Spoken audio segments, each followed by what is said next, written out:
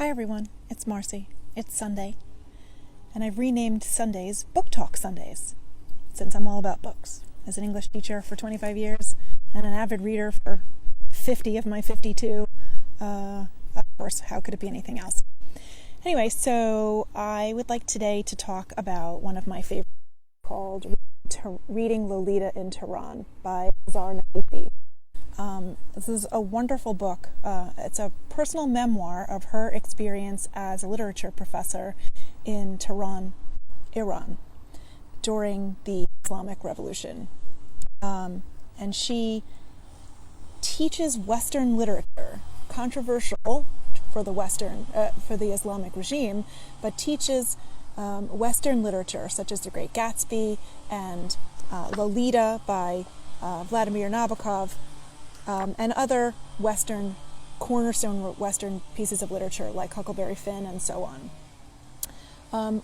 What I find so wonderful about this is that not only do we get this literature professor's view of the pieces of literature themselves, but we also read about how she teaches them to the young women only in her classes, and then in a small reading group in her apartment is really where all the women are.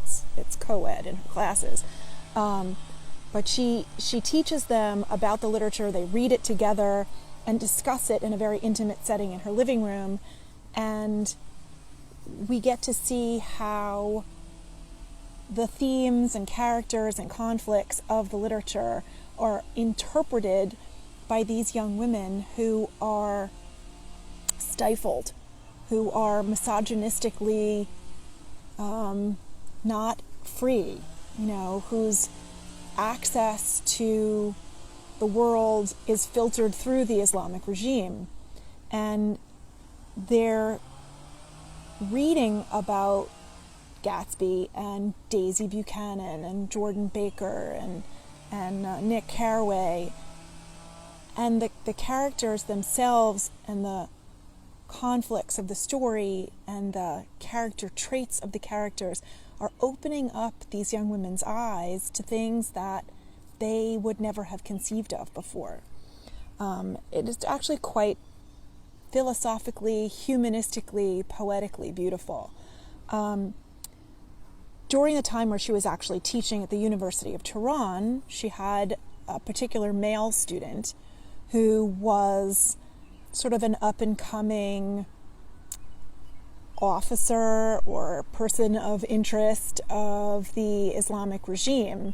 And he was accusing Professor Nafisi and F. Scott Fitzgerald, the author of Gatsby,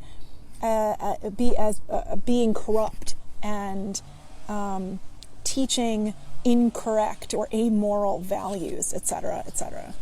And so she staged in her class, which I thought was freaking brilliant, she staged a trial and made this young man the offensive attorney, and made one of her students, a very sort of shy but brilliant and introspective student, made her the judge. The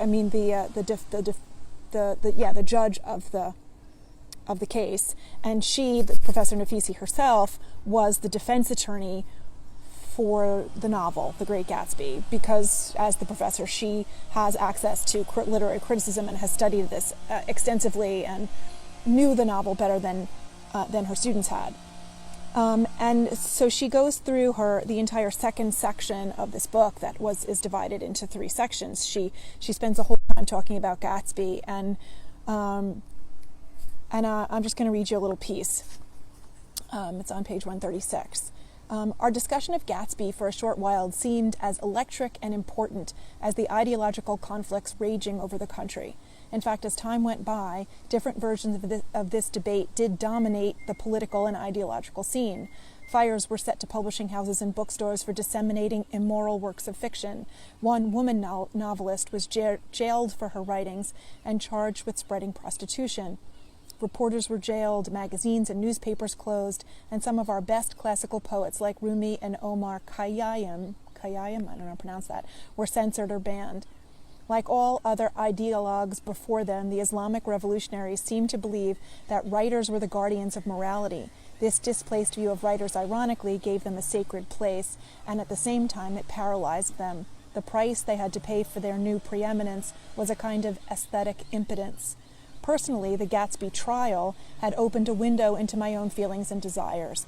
Never before, not during my revolutionary activities, did I feel so fervently as I did now about my work and about literature. I wanted to spread the spirit of goodwill, so I made a point the next day of asking Zarin to stay after class to let her know how much I had appreciated her defense. I'm afraid if it fell on deaf ears, she said somewhat despondently. Don't be sure, I told her. The university was going through many rapid changes in those days, and bouts between the radical and Muslim students became more frequent and apparent. How is it that you have sat idle and allowed handfuls of communists to take control of the university? Khomeini reprimanded a group of Muslim students. Are you less than them? Challenge them, argue with them, stand up to them, and express yourselves. He went on to tell a story, as he so often did, a parable of sorts. Khomeini had asked the leading political cleric, Modares, what he should do when an official of this town decided to call two of his dogs to a clear insult to clerics. His advice, according to Khomeini, had been a brief and to the point. Kill him. Don't be the victim. Don't complain. It's beautiful because and I learned so much about the Islamic Republic of Iran and the struggles of the people and the civil war that waged on for years, and how she and her family and her neighbors and her students all felt as they were literally held captive as citizens of this republic. And I learned very much more insightful philosophical concepts about Lolita, which I had read as an undergrad, and about Gatsby, which not only did I read as a high school student and then as an undergrad and then as a graduate student, but I've taught it with students in my high school for going on like 20 years in a row now.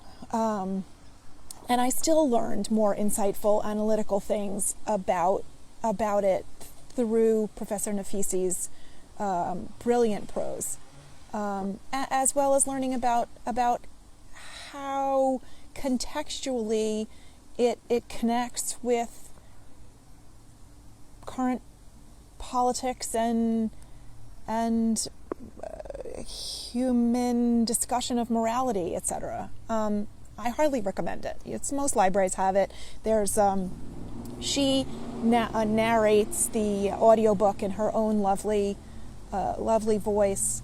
I felt like when I was reading it and when I was listening to her read it the first time that I discovered this book, I felt like she was sitting next to me the whole time, chopping vegetables with me in the kitchen while I was listening, or riding back and forth to school in my car with me. And then I read it in the paperback version the second time. I highly recommend it. It's a lovely memoir. It reads like a novel, but it's a memoir. Anyway, so that's the Sunday, Book Talk Sunday, the first of several. Share your books with me. Click below and share what books you've loved and what's touched your soul and made you learn to see things outside of you and yourself in a different way. Nothing I like better than talking about books. Anyway, enjoy the rest of your weekend. Thanks for checking in. Bye.